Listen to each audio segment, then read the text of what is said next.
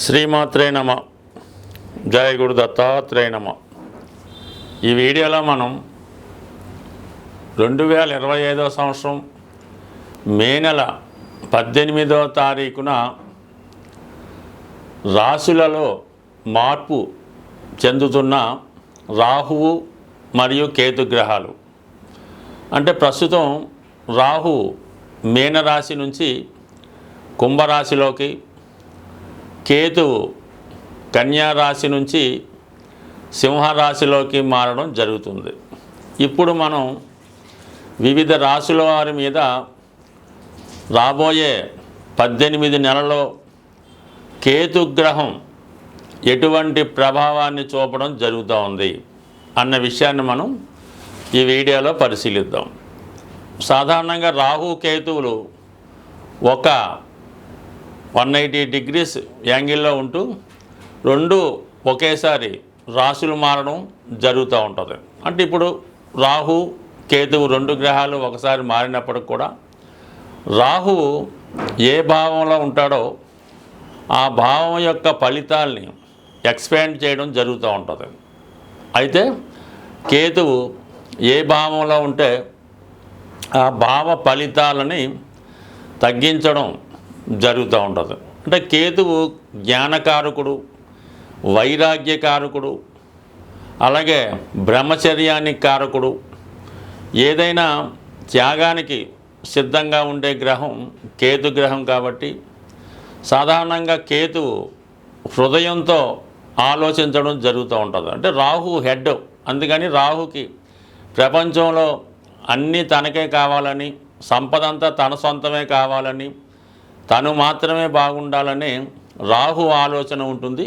రాహు అంటే కేవలం తల, అది ఆకాశం నుంచి భూమిలోకి, అంటే భూమిలో ఉన్నటువంటి తన దేహం కోసం చూస్తూ ఈ ప్రపంచంలో ఉన్నటువంటి కోరికలన్నీ తనకు కావాలని కోరుకుంటాడు రాహు. అందుకే రాహు ప్రభావం ఉన్నటువంటి జాతకులు అనేక అనైతిక అక్రమ మార్గాల ద్వారా ధనాన్ని సంపాదించడం జరుగుతూ ఉంటుంది. మరి కేతు అలా కాదు. కేతు కేవలం మొండె భాగం మాత్రమే, అంటే తల లేకుండా కేవలం మొండెం మాత్రమే ఉంటుంది.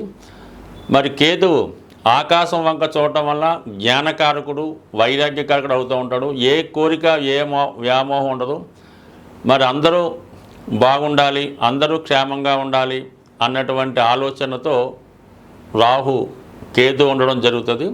తర్వాత ఏంటంటే కేతువు ఏ భావంలో ఉంటే ఆ భావం మీద వ్యామోహాన్ని, కోరికని తగ్గించడం జరుగుతూ ఉంటుంది. మరి ఈ విధంగా ఈ రాహు కేతువులు మార్పు చెందడం వల్ల మరి వివిధ రాశుల వారి మీద కేతువు యొక్క ప్రభావం ఏ విధంగా ఉంటుంది అన్నది పరిశీలిద్దాం. సాధారణంగా కేతువు విఘ్నేశ్వరుడు యొక్క ప్రతిరూపంగా చెప్పడం జరుగుతూ ఉంటుంది.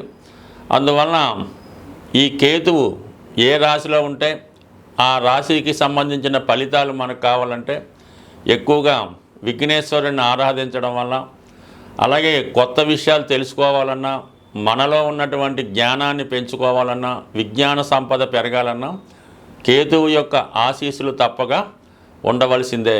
అయితే రాహువు కేతువు రెండు ఎదురెదురు రాశుల్లో ఉండడం వల్ల కంపల్సరిగా వీళ్ళిద్దరి ప్రభావం కలిపే వివిధ రాశుల మీద రావడం జరుగుతుంటుంది.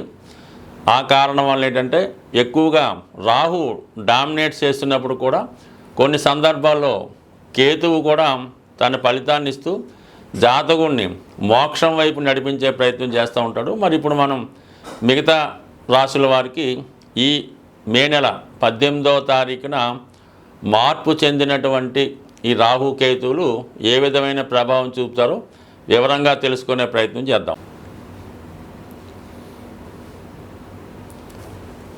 శ్రీమాత్రే నమ.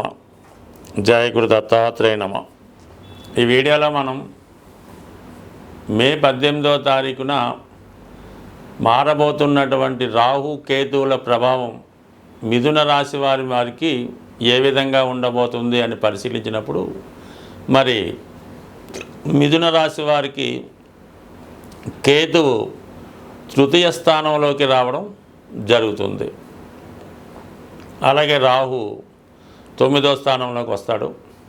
అయితే 3వ స్థానం అన్నది చాలా వరకు ధైర్య సాహసాలతో మనం ధైర్యంగా తీసుకునే నిర్ణయాల మీద ఆధారపడి ఉంటుంది. కేతు 3వ స్థానంలోకి రావడం వల్ల జాతకుడు స్వతంత్రంగా ధైర్యంగా తన పనులు ప్రారంభిస్తాడు. ఈ ప్రారంభంలో ఎవరు సహాయపడినా సహాయపడకపోయినా తను అనుకున్న కర్తవ్యాన్ని నిర్వహించడం జరుగుతూ ఉంటుంది. ముఖ్యంగా క్రీడారంగంలో ఉన్న వాళ్ళకి ఈ గ్రహస్థితి చాలా వరకు అనుకూలించే అవకాశం ఉన్నది. అంటే కేతువు కుజగ్రహంలాగా పనిచేస్తూ ఉంటాడు.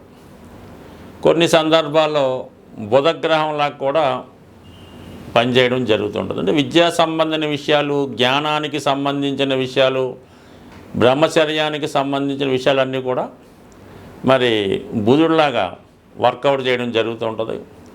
మరి అలాగే ప్రమాదాలు, స్థిరాస్తులు, అన్నదమ్ములు, రుణాలు, ధనం, శరీరం, వ్యాయామం, ఆరోగ్యం, ఈ వీటి విషయాలు మరి కుజుడిలాగా ఈ కేతు పనిచేయడం జరుగుతూ ఉంటుంది. మరి ఇప్పుడు ఈ 3వ స్థానం అన్నది విక్రమ స్థానం అవడం వల్ల, మరి అందులో కేతువు రావడం వల్ల మీరు ఏదైనా కొత్త కార్యక్రమాలు ప్రారంభించినప్పుడు ధైర్యంగా ప్రారంభిస్తారు. ముఖ్యంగా కమ్యూనికేషన్స్, మీలో ఉన్నటువంటి నాలెడ్జ్కి తగిన గుర్తింపు రావడం జరుగుతూ ఉంటుంది. అలాగే రైటింగ్ స్కిల్స్ పెరగడం జరుగుతుంది. ఇది ఆర్టిస్టులకి, సినిమాలో పాటలు, మాటలు, కథలు రాస్తున్న వారికి చాలా వరకు కొత్త అవకాశాలు రావడం జరుగుతూ ఉంటుంది.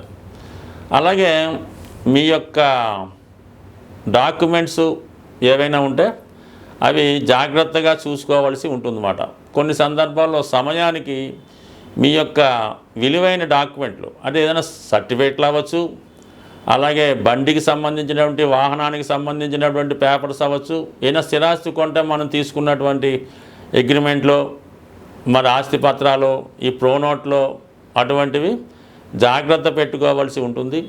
వాటిలో ఏదైనా కొద్దిగా తప్పు జరగవచ్చు. అంటే మీరు ఏదన్నా ఎవరికైనా నమ్మకంతో ఈ ఖాళీ ప్రోనోట్ మీద సంతకం పెట్టినా, ఖాళీ చెక్ ఇచ్చినా, అలాగే మీరు ఎవరి దగ్గరైనా డాక్యుమెంట్స్ తీసుకునేటప్పుడు అందులో కరెక్ట్గా ఆస్తి వివరాలు కానీ, తారీఖులు కానీ, ధనం కానీ కరెక్ట్గా మెన్షన్ చేశారా లేదా అన్న జాగ్రత్తగా చూసుకోవాల్సి ఉంటుంది.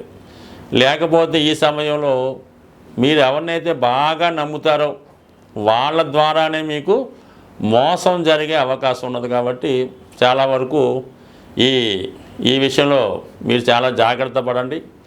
ఎట్టి పరిస్థితుల్లో కూడా మీ సేవకులను, వేరే వాళ్ళని బ్యాంకు గది పంపించినప్పుడు మీరు ఇచ్చిన ధనం కానీ, తెచ్చిన ధనం కానీ, అలాగే చెక్కులు కానీ చాలా జాగ్రత్తగా సరి చూసుకోవాల్సి ఉంటుంది.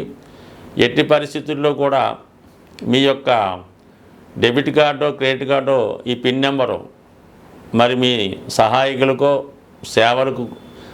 సేవకులకో ఎవరికి చెప్పినా కూడా వారు దుర్వినియోగం చేసే అవకాశం ఉంటుంది. కాబట్టి ఏదైనా ఇటువంటి రహస్య పత్రాలు కానీ, ఈ కోడ్స్ కానీ ఎవరికి చెప్పకుండా జాగ్రత్త వహించడం మంచిది. ఏదైనా కొత్త వారితో అగ్రిమెంట్లు చేసుకునేటప్పుడు చాలా వరకు జాగ్రత్త వహించవలసి ఉంటుంది. అలాగే మీరు ప్రయాణం చేస్తున్నప్పుడు, కొత్తగా అలవాట్లేని వాహనాలు అవి నడుపుతున్నప్పుడు సరైనటువంటి సేఫ్టీ మెజర్ తీసుకొని ప్రయాణం చేస్తే మంచిది. కొన్ని సందర్భాల్లో కొన్ని అనుకోని ప్రమాదాలు జరిగే అవకాశం కూడా కనబడుతుంటుంది. ఈ సమయంలో సాధారణంగా రైట్ హ్యాండ్కి కానీ, కాళ్ళకు కానీ దెబ్బలు, గాయాలు తగలడం కానీ, అవి తీవ్రంగా మిమ్మల్ని, అంటే యాక్సిడెంట్ అవ్వకపోయినా కామన్గా ఏజ్ని బట్టి దాన్ని బట్టి నరాల సంబంధించిన బలహీనత రావచ్చు, ఈ హ్యాండ్స్ బాగా లాగవచ్చు, బ్యాక్ పెయిన్ లాంటిది రావచ్చు. అందువల్ల ఏంటంటే మీరు సగ విధంగా క్రమశిక్షణ, ఆరోగ్యం పాటించడం వల్ల కూడా కొంతవరకు ఈ అనారోగ్య సమస్యల నుంచి బయటపడే అవకాశం ఉంది. ఎవరితో అయినా కొత్త వారితో పరిచయాలు పెంచుకున్నప్పుడు, ప్రయాణాల్లో ఎవరైనా పరిచయం అయినప్పుడు వారితో ఎక్కువగా మీరు డీలింగ్స్ పెట్టుకోవద్దు. ఎక్కడికక్కడ కట్ చేసుకోవడం మంచిది. ఎస్పెషల్లీ ఈ సమయంలో అమ్మాయిలు కానీ, అబ్బాయిలు కానీ మీ చాటింగ్లో, వాట్సాప్లో, ఫేస్బుక్లో పరిచయం లేని వారితో అతిగా చాటింగ్ చేయడం కానీ, వారికి సహాయం చేయడం కానీ, వారికి ఏదైనా మీ ఫోన్ నెంబర్లు ఇవ్వడమో ఇంకోటి పెట్టడం వల్ల కంపల్సరీగా ఫ్యూచర్లో ఇబ్బంది పడతారు. అలాగే ఏదన్నా వీడియో కాల్స్ అటువంటి మాట్లాడినప్పుడు కూడా చాలా జాగ్రత్తగా మాట్లాడడం మంచిది. ఏదో విధంగా మిమ్మల్ని ఇబ్బందుల్లో పెట్టి మిమ్మల్ని ఉపయోగించుకొని మిమ్మల్ని ఏదో ఒక రిస్క్లో పెట్టి ఇబ్బంది పెట్టి వారు లాభం పొందొచ్చు. లేదంటే వారు చేసిన పొరపాట్లు మీ మీద నెట్టివేసి మిమ్మల్ని ఇరికించి మిమ్మల్ని దోషిగా చేయవలసినటువంటి అవకాశాలు కూడా కనబడుతున్నాయి. కాబట్టి ఏదైనా సంతకాలు షూరిటీలు చాలా జాగ్రత్తగా పెట్టండి. ఎట్టి పరిస్థితుల్లో కూడా కొత్త వారిని నమ్మకుండా జాగ్రత్త తీసుకుంటే మంచిది. అలాగే చాలా జాగ్రత్తగా ప్రమాదాలు రాకుండా చూసుకోవడం కూడా. కేతుగ్రహం మనకి సంపూర్ణంగా సహకరించాలంటే మరి విఘ్నేశ్వరుడి యొక్క ఆరాధన వల్ల మనకి కేతువు సంతృప్తి చెందడం జరుగుతూ ఉంటుంది. అందుకని కంపల్సరిగా ఈ కేతువు పెట్టినటువంటి ఇబ్బందులు నుంచి, అంటే కేతువు ఇబ్బందులే ఉంది, ఏ పని ప్రారంభించినా మధ్యలో ఆగుతుంటుంది. మనం ఒక ప్రయత్నం కోసం వెళ్తే వేరే ప్రయత్నం జరుగుతూ ఉంటుంది.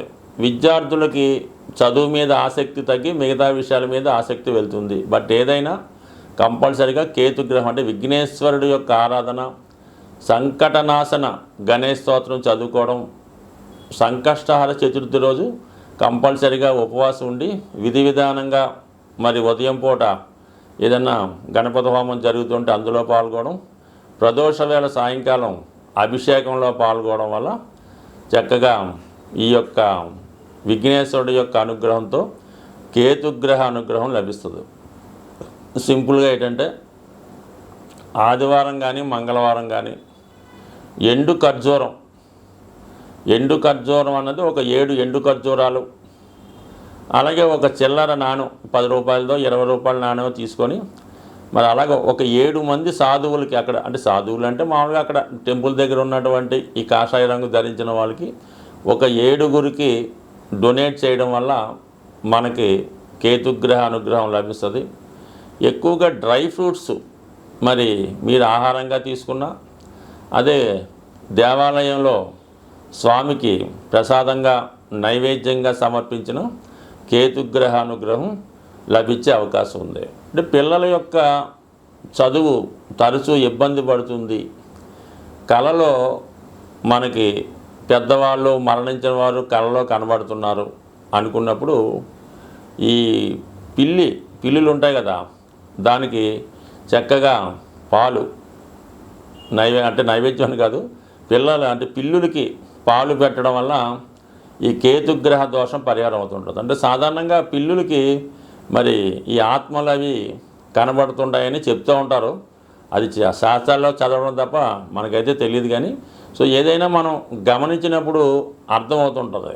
ఇంట్లో మన పెంపుడు కుక్కకి ఈ పిల్లులకి కంపల్సరిగా చనిపోయిన వారి యొక్క ఆత్మలు కనబడుతూ ఉంటాయి. ఒక విధంగా కేతువు కూడా ఆత్మ లాంటిదే కాబట్టి ఈ పిల్లులకి పాలు పోయడం వల్ల కూడా కేతుగ్రహ సంపూర్ణ అనుగ్రహం లభిస్తుంది. ఇంకా మీకు మరీ ఇబ్బందులుగా ఉంది, అసలు పిల్లవాడు ఏం మాట పట్టించుకోవట్లేదు, కుటుంబ విషయాలు ఏమీ పట్టించుకోవడం లేదు, చాలా వైరాగ్యంగా ఉన్నాడు, ఏదో పిచ్చి పట్టినట్టు దెయ్యం పట్టినట్టు తిరుగుతున్నాడు, జుట్టు అంతా పెంచుకున్నాడు, బట్టలు మార్చుకోవటం లేదు, స్నానం చేయడం లేదు అనుకున్న వాడిని ఏదైనా అంటే ఈ శ్రీశైలం తిరుపతి లాంటిలో కొన్ని ఆశ్రమాలు ఉంటాయి, ఋషుల యొక్క ఆశ్రమాలు అవి ఉంటుంటాయి. అందులో చేర్పించి కొన్నాళ్ళ పాటు అక్కడ సేవ చేసుకునే విధంగా పెట్టడం కానీ, లేదనుకుంటే కొంతగా బాగుంటే మీ దగ్గరలో ఉన్నటువంటి దేవాలయం పొద్దున్నే ఎర్లీ మార్నింగ్ 4 గంటలు లేచి పరిశుభ్రంగా దాన్ని శుభ్రం చేసి వచ్చిన భక్తులకు సేవ చేయడం ద్వారా కూడా కేతుగ్రహ అనుగ్రహం సంపూర్ణంగా లభిస్తుంది.